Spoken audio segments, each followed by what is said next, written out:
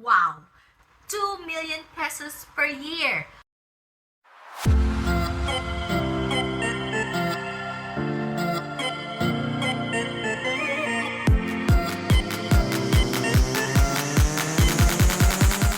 Hey there mga aunties! Welcome back to another episode of my Bedside Story.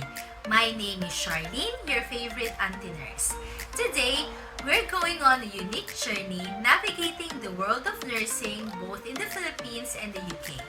So if you are someone who's thinking about taking that leap of faith to work in the UK, or you're just curious about the work patterns here, then this video is for you. If you haven't subscribed yet, please subscribe to my channel and tap the notification bell so you'll never miss out on our adventures. Let's get started! One of the first questions that I receive about working here in the UK is about the schedule, or in British, schedules. Now, in the Philippines, I put in a solid 40 hours per week work.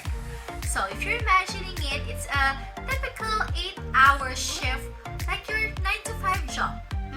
But that's not the case. That's not the case. So because of the high demand for nursing in the Philippines, that 8-hour shift usually extend to 10, 12, or even a grueling 16-hour sessions. I can still vividly remember working for 24 hours straight during storm emergencies. And I know a lot of other nurses who put in 32 hours of work. That's insane. But instead of being paid with cash for our overtime work, we usually receive compensatory days off, which unfortunately sometimes we don't get in the UK. Now here in the UK, we work 37.5 hours in a week. So if you're working in the ward, that is 3 12-hour shifts per week. It is longer, but you get to have more days off, which will allow you to catch your breath, and it actually leads to a better work-life balance. While we're on the topic of work-life balance, let's talk about annual leaves. So in the Philippines, I remember that I received 5 days of annual leave during my first year at work. Not much, right? I remember when I wanted to go on a 5-day trip with my friends, I needed to work for 5 days straight and strategically lump my days off together to go on that trip. Here in the UK is actually quite generous with their annual leave policies. We're talking about 6 to 7 weeks of paid leave. Yes, paid leave. So it actually allows you to have time to go home back in the Philippines, or you can embark on a journey to visit another country. Or if you're someone like me, you can just relax at home, lounge around at home, and spend your well-deserved rest. Speaking of day offs, we can actually work extra shifts during our days off. This is called bank shifts. When you do bank shifts, especially during night shifts or weekends or bank holidays, you actually earn more because they pay a higher rate per hour.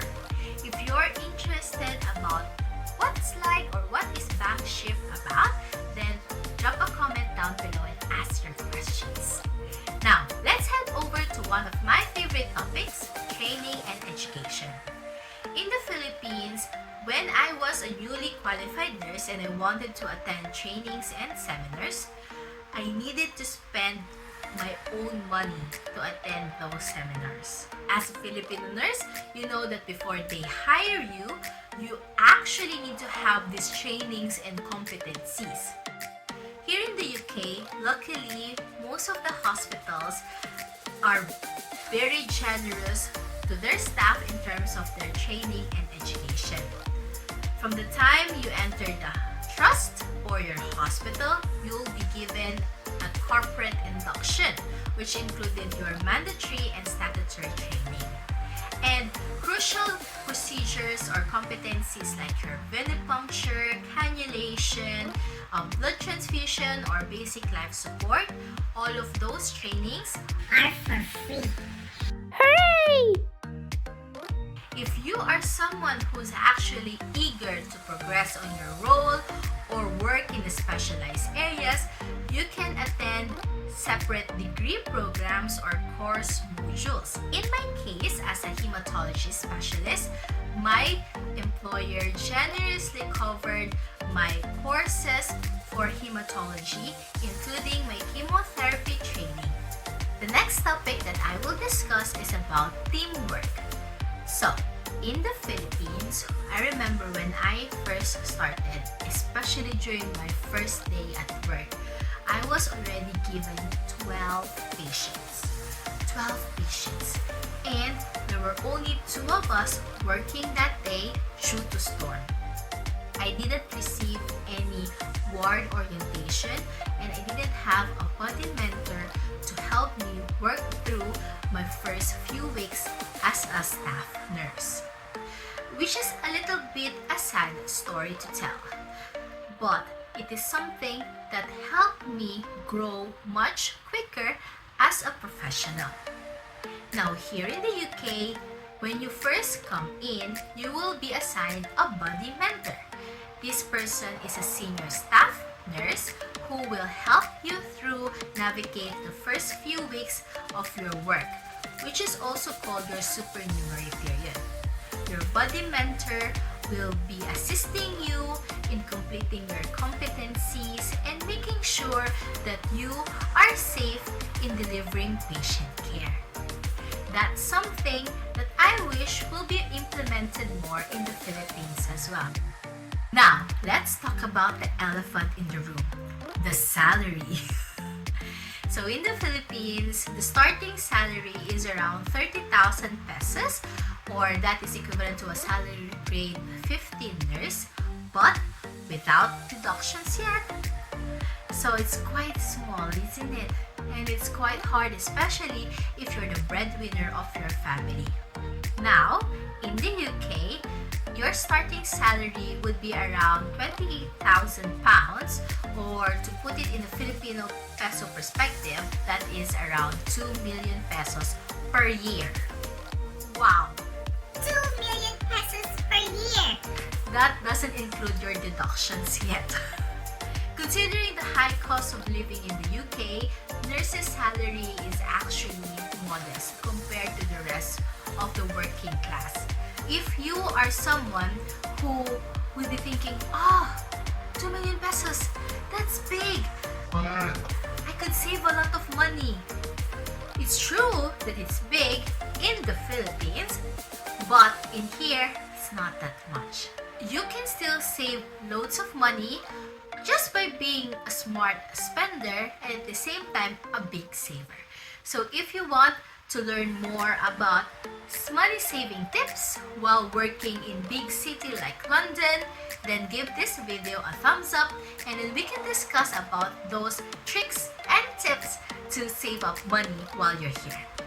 Probably the main reason why you're still watching this video is you want to find out what it's really like to work as a nurse in the UK versus in the Philippines. In the Philippines, your typical 8-hour work consists of handling over 20 patients and making sure that you provide their medication, check the doctor's orders, chase blood results, and of course administer interventions. In the UK, on the other hand, the approach is slightly different. So it's more of a compassionate and holistic nursing care.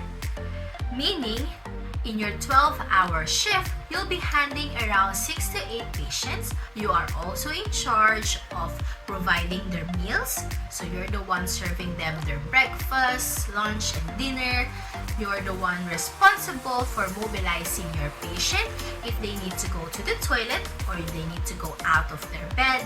You're the ones who would need to turn them, change their diapers, change the linen, provide the basic care like bathing or giving them a wash, Included as well is their oral care, and on top of that, you also need to do your medical task like doing your documentation, collecting blood samples, administering medication, giving blood transfusion, chasing doctors for prescriptions or orders, and much more.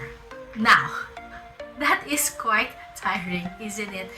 But both of this work are rewarding, may it be your nurse in the Philippines or nurse in the UK. The most important thing is that you know what you want in your life and you know what you are doing is for your patient. Now, lastly, let's talk about job appreciation. We all know that nursing is a vocation, a calling that many are grateful for.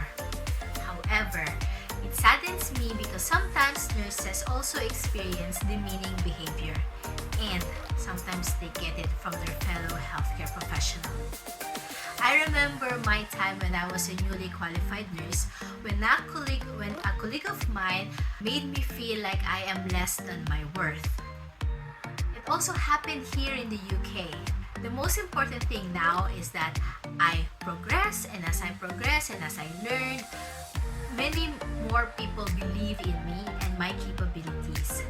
With deeper understanding of my patient and their experiences, healthcare professionals and other members of the team appreciated our hard work even more. That's a feeling of appreciation that is hard to beat, mga aunties. And there you have it, mga aunties, a comprehensive comparison of nursing in the Philippines and the UK. I hope you learned a lot from this video. And remember, whether you work in the Philippines or in the UK, nursing is a job that you should be proud of. It is a rewarding profession and everyone believes in you. I hope this episode shed some light on your questions about working here in the UK or working in the Philippines. And if you found this video helpful, don't forget to give this video a thumbs up, subscribe to my channel, and tap the notification bell so you'll get updated onto our next videos. Maraming salamat po, mga aunties, and let's continue to spread joy and inspiration to others. And